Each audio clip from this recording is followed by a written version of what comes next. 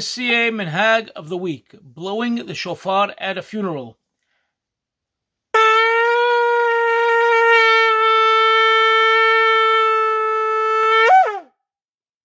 Blowing the shofar at a funeral. Is it our minhag? Is it not our minhag?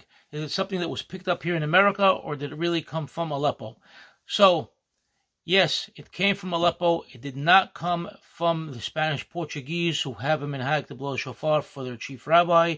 It did not come from the Moroccans, even though we had prominent and important Moroccans involved in our Hebra, notably Yaqub Arama and Rabbi Lankry. This is a minhag that is an authentic Halabi minhag. It came from Aleppo. We know this because it's attested to by Hacham Abraham Shalom Hai Hamwi in his Dabek Me'ah, as well as Hacham Yosef Sha'ayo in his book of Minhagim, as well as it was done at the funeral of the chief rabbi of the Halabi community of Argentina, Hacham Yitzhak Shehebar, when he passed away. It was done over there as well. So therefore we know from these three sources it is a true Halabi custom. Now, what do these Hachamim write about the custom?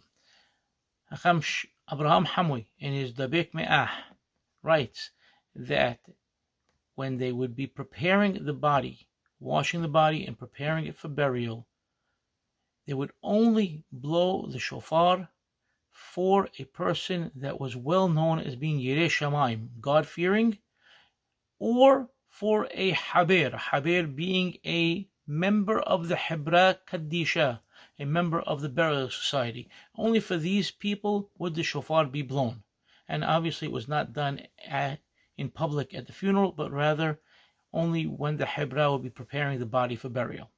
But later on, we see that Hacham Yosef Sha'ayo tells us that the shofar was blown at the funeral, but only blown for who? For a Talmid Hacham.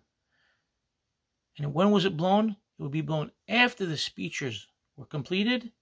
Then they would say Kaddish, and only after Kaddish would the shofar be blown before taking the body out for burial. Now, who would blow the shofar? It would be a member of the Hebra Kaddisha, member of the burial society.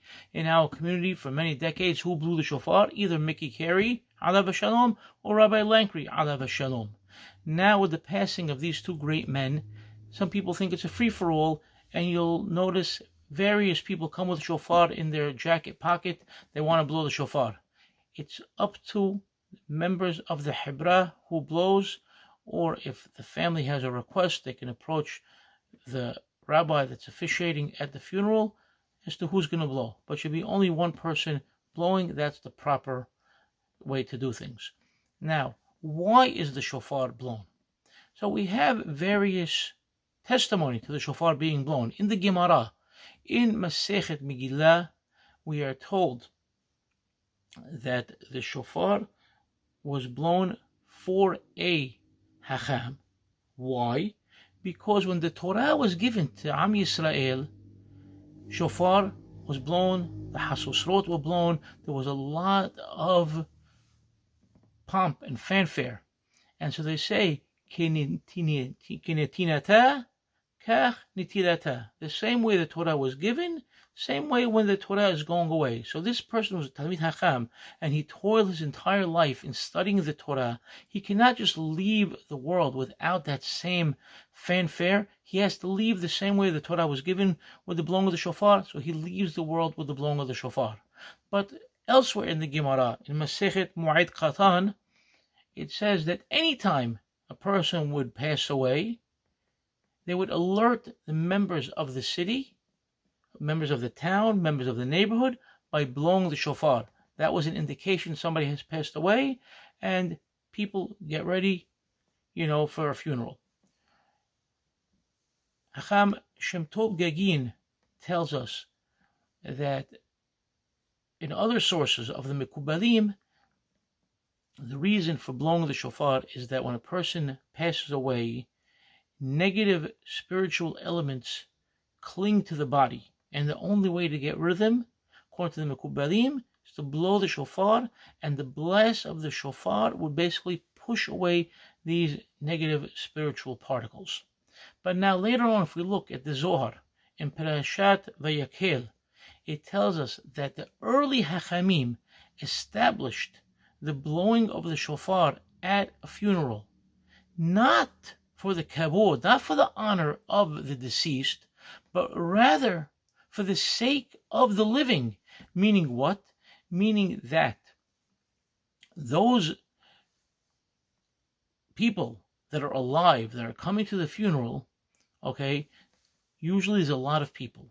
And since there is a body of a deceased, that means Malach HaMavet, the angel of death, is hovering around.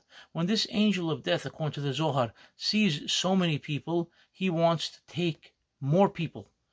Okay? So to prevent a quote-unquote premature death for any of the people at the funeral, we blow the shofar. So the sound of the shofar works as zechut, as a merit for these people up in the Shamayim, and up in Shamayim, in the heavens, the heavenly court prevents the Malach HaMavet from harming any of the people that are at the funeral.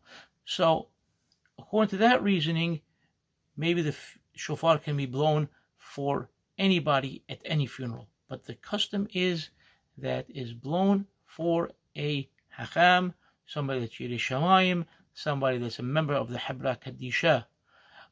Definitely only blown for men. Never heard of it being blown for women, and based upon the sources, nothing indicates that it was blown for women. Even according to the Spanish-Portuguese Minhag, it's only blown for the chief rabbi.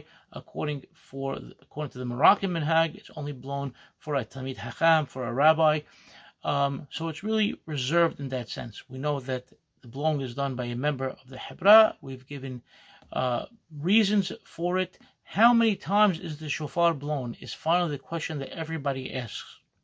And the Halabi Minhag is Asara Kolot, 10 sounds, meaning Tashrat, Tashat, Tarat. Okay? And for those who blow shofar, they understand what that means. And we don't blow anymore. The Minhag of the Moroccans is different. The Minhag of the Spanish-Portuguese is different. But the Halabi Minhag, Tashrat, Tashat, Tarat. And that is conclusion of blowing the shofar at a funeral.